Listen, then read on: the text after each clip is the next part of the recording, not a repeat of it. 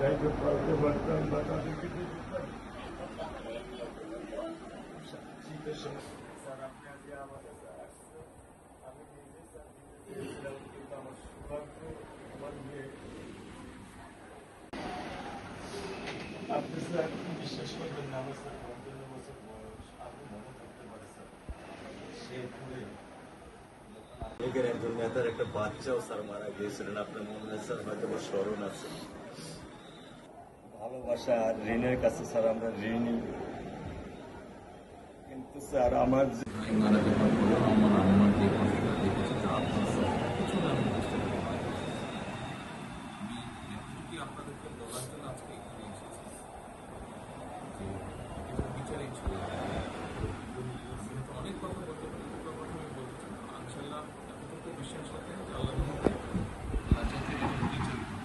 বিচার আপনারাই দেখবেন।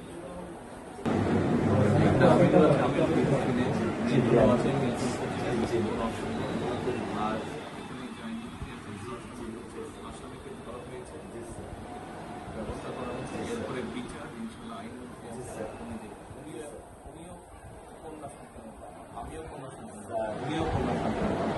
আজ আমরা জানি কন্যা সন্তানের কষ্টটা আমরা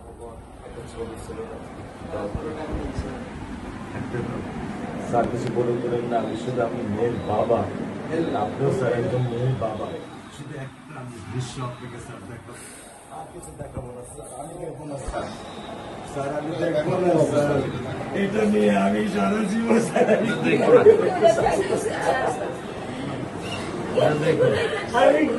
দেবেন সারা জীবন এই দৃশ্য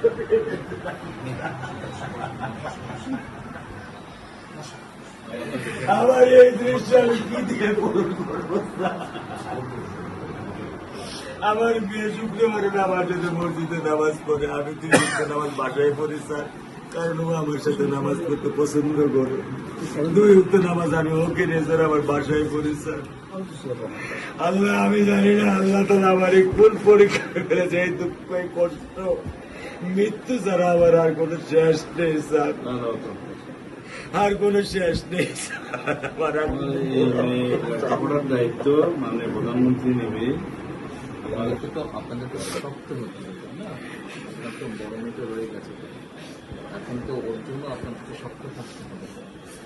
স্যার সত্য কথা, আমি যখন ওকে ভ্যানে পাঠাই আমি খুব বল পাই, আমি কালকেও বলে দিছি যে আমি আর ভ্যানে দিব না, তুমি প্রতিদিন ওকে রিস্কায় নিয়ে যাবা, রিস্কায় করে নিয়ে আসবা। আমি ক্লান্ত স্যার, 10 বছর বয়স থেকে স্যার অবহেলা পেতে পেতে পেতে পেতে স্যার আমি আর নিতে পারতেছি না স্যার।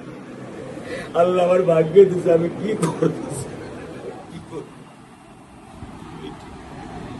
ব্যবস্থা মানে বলেছেন মেয়ে লেখাপড়া হবে, ধৈর্য ধরুন, ইনশাল্লাহ বিচার হবে, খুব সংক্ষিপ্ত সময়, কারণ ইত্যাদি বেশি বলতে পারবো না, কারণ আদালতের বিষয় তো। আমরা চার্জশিট দেবো ইনশাল্লাহ এই 24 ঘন্টার মধ্যে। আমি সত্য কথা বলি, আমার 55 বছর বয়সে আমি এত দ্রুত, এত সুন্দর, এত সুচারুভাবে আমি কখনো দেখিনি। এটা বুঝতে পারছি, এটা তো বুঝতে, এটা আমি বুঝতে পারছি স্যার, এটা প্রধানমন্ত্রী চলে আসছেন, এটা আমার সৌভাগ্য।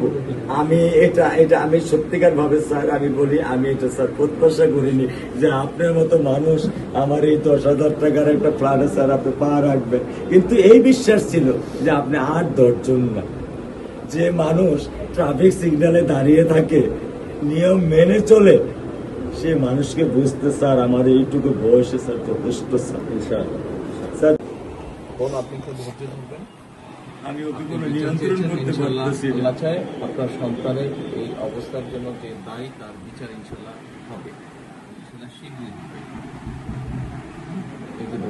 আর মালিক যে আল্লাহ তাআলা মালিক, ওনার কাছে সাহায্য চাই, ওনার কাছে সাহায্য চাও, আল্লাহ রহম করলেন সব কিছু দিতে পারে। মানুষ হিসাবে আমাদের যেটা করার আমরা স্যার মিরপুর 10 নম্বর আইডিয়াল স্কুলে ক্লাস 9-এ পড়ে স্যার। টোটাল ওগুলা নিয়ে চিন্তা করবেন না, ওগুলা ইনশাল্লাহ পারছেন। আপনি যখন যেহেতু বলেছেন, আপনি আপনার কষ্টের কথা বলেছেন, সেই ব্যাপারে আমরা যেটা আমাদের পক্ষে সম্ভব ইনশাল্লাহ বলবেন বোন? না, আমার স্বামী যেটাই বলছে এটা আমার চাওয়া। স্যার আপনি আমাদের একটু মেহরবানি করে আমাদের খেয়াল রাখবেন, মেহরবানি করে দেন। আমরা প্রথমে সবচেয়ে আগে যেটা এই মুহূর্তে আমরা করতে চাই সেটা হচ্ছে যে এই অন্যায়ের সাথে যে জড়িত তার বিচার আমরা আগে করতে চাই, জি স্যার, তার বিচারের ব্যবস্থা আমরা আগে করতে চাই, জি স্যার, এইটা আমরা আগে প্রথমে করতে চাই। জি স্যার। আপনাদেরকে শক্ত থাকতে হবে, ধৈর্য ধরতে হবে, ওর দিকে তাকে শক্ত থাকতে হবে। এক সন্তান আল্লাহ নিয়ে গেছে, আরেক সন্তান আপনার কাছে আছে, ওর কথা মনে করে আপনাদেরকে শক্ত থাকতে হবে, ওর দিকে তাকে, ঠিক আছে?